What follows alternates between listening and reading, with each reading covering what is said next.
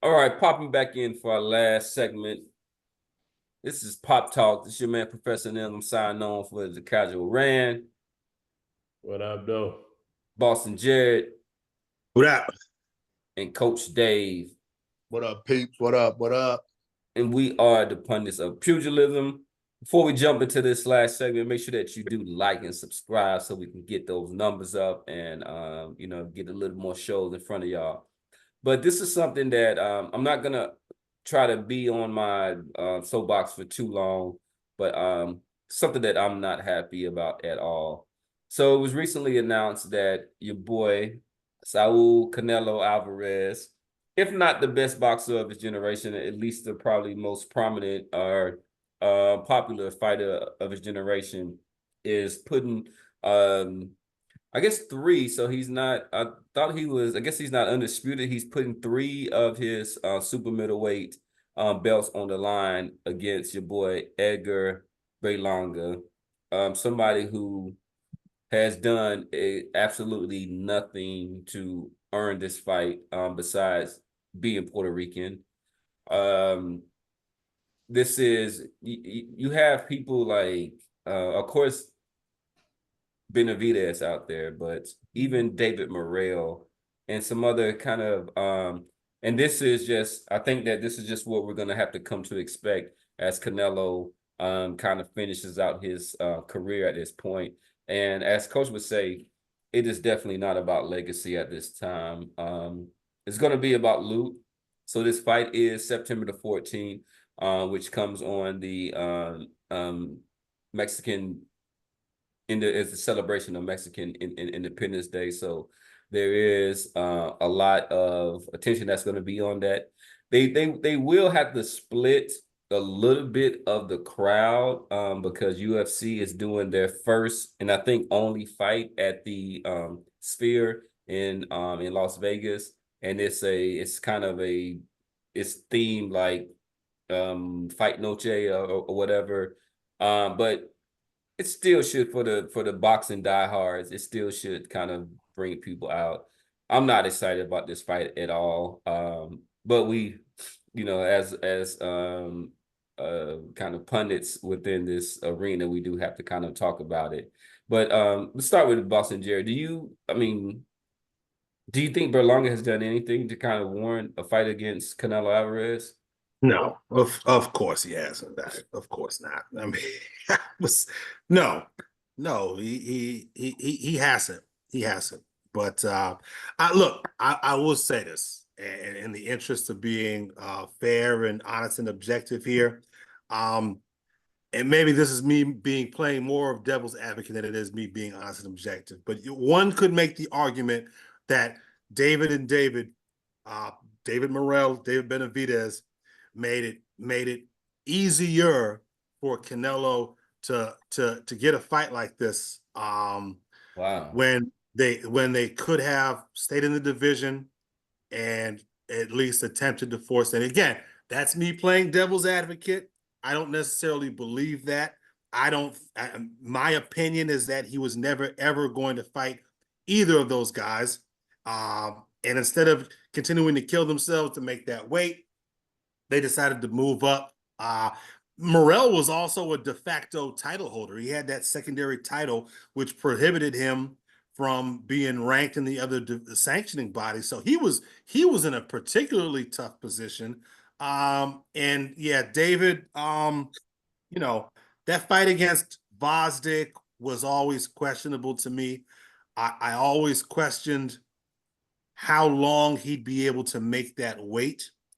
And I think that move up to 175 was to get him away from that severe weight cut and let him come in a little bit heavier. He didn't look particularly good at the weigh-in, but he probably looked better at that weigh-in than he would have at 168. But yeah, all that to say this. No, Berlanga didn't deserve the fight, but the guys that did deserve the fight moved out of the division, which is an argument that I think some Canelo fans might make. Yeah, I think that that's a kind of euphemistic stance to kind of take on that, but you know, if they needed an excuse or something to kind of put forth to justify this, they could say that. I agree. Canelo had no interest in fighting either of the Davids. So the casual ran. What do you think about the one of the thing about Canelo Alvarez is that he has been able to resonate with the not just the diehards, but just the kind of general public and stuff like that. Do you think that this fight is something that they would be interested in? Hell no. It's just his fans. His fan base is going to be his fan base, just like Trump fan base is going to be his fan base. So, but you look at his last 5 fights, man. Well, count Berlanga, Munguia didn't deserve a fight. Charlo was moving up. He didn't deserve that fight. John Ryder and the old ass Golovkin. You know what I'm saying?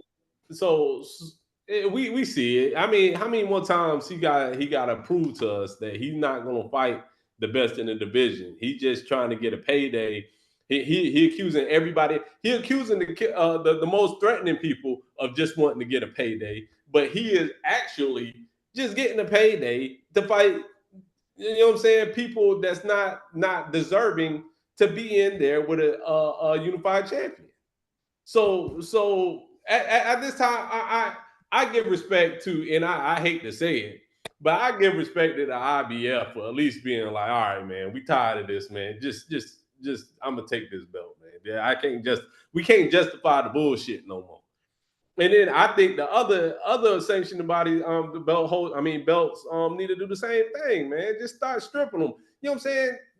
If you ain't gonna fight the mandatories, or the WBA should be a damn shame of themselves to justify this fight. They moved Berlanga up to number 1, so they need to be ashamed of themselves.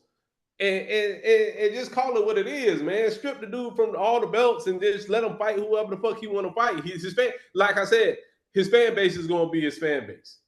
You know can I ask the question real quick? Because I'm glad Randy ended on that. Because the question I was going to ask y'all, to float this out there, would y'all have an issue with this fight, as much of an issue with this fight, if Canelo had vacated his belts? If he was just running around, kind of how Tank Davis has ran around for the last couple years, just picking fights that they thought were going to be lucrative, but not holding belts hostages. Would you guys feel differently, or would feel the exact same if he vacated? I feel differently. I would feel the same. I would feel the exact same. I would feel different. If he ain't had the belts, he can fight whoever the hell he want to fight. He can go up to one. Who was that dude he was trying to fight at 175? M'Baku, not M'Baku. Yeah, he can fight. You know what I'm saying? Go up to fight M'Baku. It don't matter to me. You don't have no belts, so you know what I'm saying. Just go fight whoever the fuck you want to. But he holding up the belts. He holding up a whole division. And see what happened now. Now instead of us getting a potential. Like, we could have had a Benavidez Morel fight, you know what I'm saying, for one of the belts. Yep. But his ass holding up the damn, he just holding up the place, man. And it was not right because, you know what I'm saying, when Charlo unified, like the very next day they had his feet to the fire. Why didn't they do the same thing to Canelo? You know and Bud, right? Didn't Bud get stripped for not fighting? Bud got stripped as soon as he got not fighting Boots, even though he was contractually obligated to rematch Spence. So you know what I'm saying? They do it to some fighters, but then they don't do it to Canelo. They like he the cash cow. But if he fight, he ain't fighting nobody. You know what I'm saying? Fuck it. Like you probably can still make that money back if you got a champion that's fighting like twice a year versus him fighting a bum once a year. I mean, I don't care that much. I mean, that's the sanctioning body. That's just money. That's sanctioning fees that he has to pay and his opponent has to pay. I care about making the best fights, and I think that I don't think that Canelo's stance really prevented us from having a David Benavidez, David Morrell fight. I just think at the time it really didn't make sense for them to kind of go ahead and and clash in there. But I think if they wanted to fight, they could have fought. I disagree. I disagree. If you take Canelo out the picture in that weight division, them two would have been lined up to have the clash because they would have been the top dogs in that division. Yeah, but what I was saying is that they were chasing a Canelo Alvarez fight, and then so they didn't want to kind of be in a cannibalistic state where they kind of eat each other up and then kind of disqualify themselves for it. So I think that they still could fight. I think that they still will be able to fight right now. I think they'll fight at 175. Yeah, but I think that benefits both of them. I don't want to stay on this too long, but I think that if you want to get them at the healthiest, they're 175. Even though David Benavidez said after his last fight that he's not going to stay at 175. He didn't. I don't think he felt that strong. 175. No, David Benavidez after his last fight, he said that he's not gonna. He said he's going back down. And I said he didn't look good at 175. Oh, yeah, he didn't look good. Okay, yeah. But Coach Dave, let's kind of get your thoughts on this event. Yeah. Is this a farce or is this a fight? Man, look, farce. It's a farce. It's a fart. It's foolery. You know, it is just stupid. So, and I hope every Canelo fan out there hear me. I don't care if what you say, you can put it in the comments. We talk. Canelo ducked at least David Benavidez and Morrell. And I don't blame him, because them Davids, some bad jokers. You know what I'm saying? Because we all about slaying those giants. Yeah, the Giants, yeah. So Canelo, you are a chump. Good fighter. You've done your thing, but you ducked the Davids. And that's what I'm going to say. You ducked the Davids. You ducked. You quack, Donald Duck, flat mouth, big build, scared of the Davis individual. That's what happened. Berlanga is a farce. Props to Berlanga for getting that paycheck. But this fight is nothing, bro. I probably won't even watch it. Can I ask another question here? Because we'd be remiss if we don't bring this point up. And we brought this up a little bit right before the segment started. The issue of Benavidez never ever calling his mandatory, right? Never ever petitioning the WBC to call the mandatory, despite being in position for the last year, right? I think we have to address this, right? So he's in position of the mandatory several months ago, leading into the Munguia fight, if I'm not mistaken. Instead of petitioning, he asked for an extension, I think, and I may have the chronology of events screwed up, but the bottom line is he doesn't petition for the mandatory. He instead elects to move up and fight Alexander Gvozdyk at 175 pounds, right? He beats Gvozdyk in kind of lackluster fashion. After that, he's still in position, doesn't elect to call the mandatory, instead announces that he's staying at 175 pounds, and he's going to try to fight the winner of Beterbiev and Bivol for undisputed. So what, guys, we have to address this. What do we make of David Benavidez never calling his mandatory? Is he as much to blame for this fight not happening as Canelo? No, not at all. And you know, this guy been chasing Canelo, be it on TV, calling him out, doing whatever for the longest thing. Canelo could have made the doggone fight. And I'm not going to just be sitting around here waiting on this little scared chump to throw me a bone or whatever, man. Period. Bump that. You know what I'm saying? If you're trying to get a job and they are not, you know, you applying to company A, you done applied to company A 50,000 times. You done went to company A banging on the doors. You know what I'm saying? You done talked about company A's mama or did whatever, and company A don't want to give you no job. Man, go apply and put your application in company B. That's what that was to me. That's just my 2 cents on it. Bump that. Them not fighting is totally Canelo's fault, and he was scared of the David. Yeah, that's a crap of a reason. So I mean, this was the this was WBC. Is that what you said? Or not? Because he was It his, was yeah. He's always been the WBC. Yeah, he's always been the mandatory. this has been the last 3 years, and I think part of it is that he wanted to, for lack of a better phrase, it kind of like play nice. So for one, you know, you want to be able to have him keep all of the belts and fight for kind of undisputed, but he was trying to kind of work within him, like, okay, let's do this, but like in good faith, let's say that we're gonna do this fight, but David Benavidez, to give him any like modicum of blame for this fight not happening, it's letting Canelo off the hook. So this is a quote for him once he found out the fight was announced, is that trash ass fight. Nobody wants to see that, but at the end of the day, Canelo doesn't face the strongest opposition. It is what it is.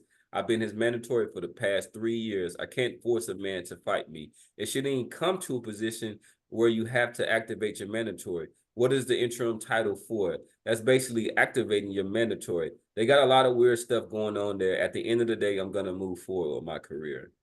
Bam. There you go. Bam. I mean, and the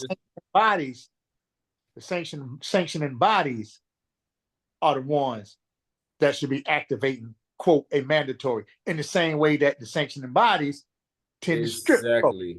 And that's a great point, Coach. Make people do the jobs that they're supposed to do. Exactly. That's the point of having them. And then, so to your point, the WBO has forced 2 mandatories in 14 months. But of course, it was against bums. It was against John Ryder and then Edgar Berlanga. The WBC hasn't, because Suleiman is in Canelo's pocket, hasn't forced. Well, Yildirim was a mandatory, if I'm not mistaken. Well, yeah, but for the WBC? I thought he might have been. I could be wrong with that. I thought he was. I could be wrong. But yeah, you mean that's what the section is like. Let them do their job. Like force these out there. Like the WBO was forced to, and Canelo was all too willing to fight those fights. So he didn't even have to fight. He didn't even have to fight. Remember that WBC belt was David's belt, right? David, whatever, he ate and smoked his way and didn't make weight and got stripped. Canelo moves up as soon as he gets stripped, gets a fight with Callum Smith for Callum Smith's WBA, and the WBC says, "Oh, wait a minute, here, you fight for our belt too," and just threw it in. It just became a de facto mandatory. Exactly. Like, yeah, it's crazy. Shit's out of control, man. Shit's out of control, man. Shit's out of control. This guy hopefully is almost done. His career is hopefully almost over, and we won't have to. It is. We won't talk about this guy anymore pretty soon here. So here's a crazy prediction. Going to Jared's point. Look, to Boston's point. Look, man, go on and fight Berlanga. He getting old. Next thing you know, he gonna finally end up fighting Jake Paul for some of that YouTube. Well, yeah, Berlanga. I wouldn't put it. I wouldn't put it past him. I really wouldn't. I can see that for Berlanga because he ain't much above their level or whatnot. The guys, I really got no respect for his fight. And this guy, I don't think that Jake Paul will happen because only because the Saudi Arabia dude already said that he don't do fake fights. Right, but that's the thing. So Jake Paul has an arrangement with Netflix. And the way that this guy, Turki Al-Sheikh, is playing hardball with Canelo, it would not surprise me if you saw Canelo put 2 middle fingers up to the Saudis and go run over to Netflix and do circus fights, which again, I don't have a problem with. He has a right to make his money however he wants, but he should not be holding up the division when there's serious fights for real stakes that can be happening at 168 pounds. I guess ever since Mayweather whooped his ass, he's been like his idol. You know what I'm saying? So he's trying to do the Mayweather route and like have a career after the real boxing is done. Do these exhibitions and get paid. Last question, because I know you guys are getting short on time. But this is an argument. We're addressing stuff that comes up a lot. We haven't been on in a little while. What do you guys say to the people that make the argument that Canelo has done enough and has earned the right to cherry pick and pick and choose who he wants to fight. What do you guys say to that argument? Because I hear that shit all the time. No, not at the expense of holding up the belts like what y'all just talked about. That's quick, short, and quick and simple.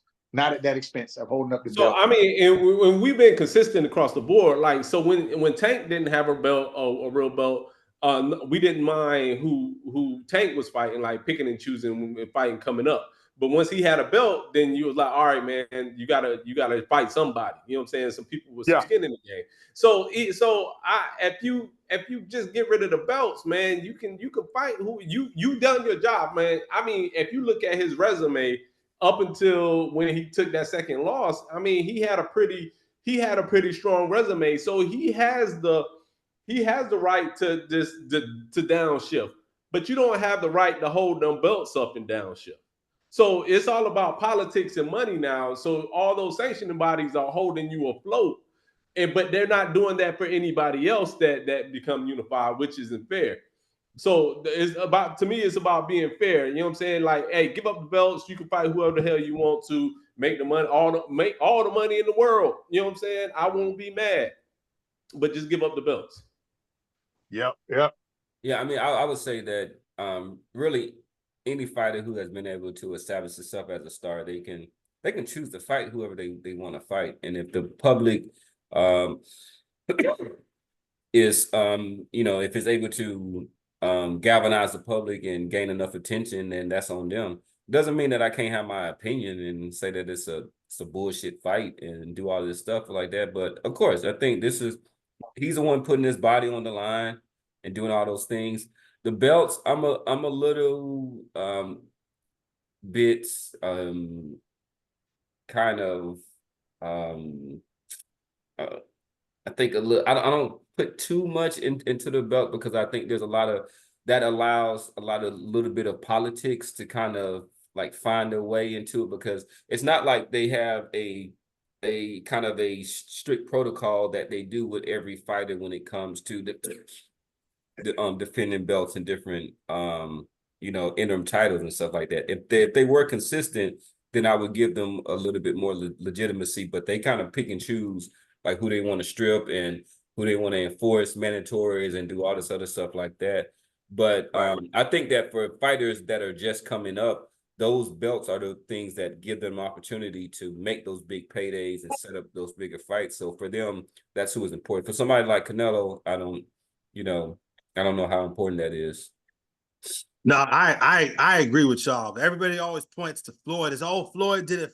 I said, well, yeah, but again, Floyd didn't hold an entire division hostage. And it actually is the exact opposite. Floyd was very, very anti having all them belts because he was so reluctant to want to pay all them damn sanctioning fees. Exactly. That's one. Number two, Floyd has got a half a dozen first ballot Hall of Fame bodies on his resume.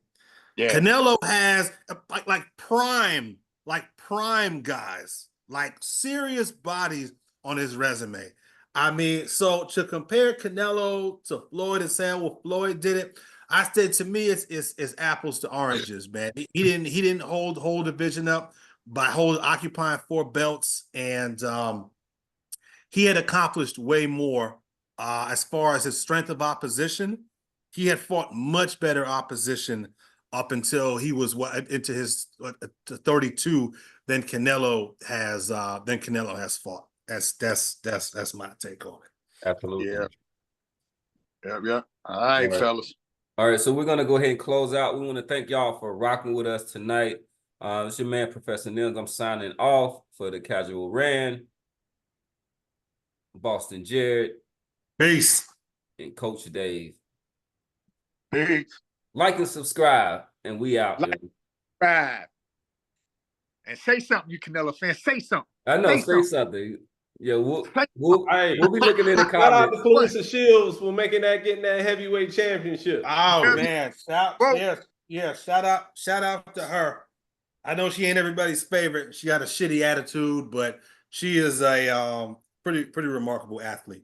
Cam, I got 2 of these titles ready to go.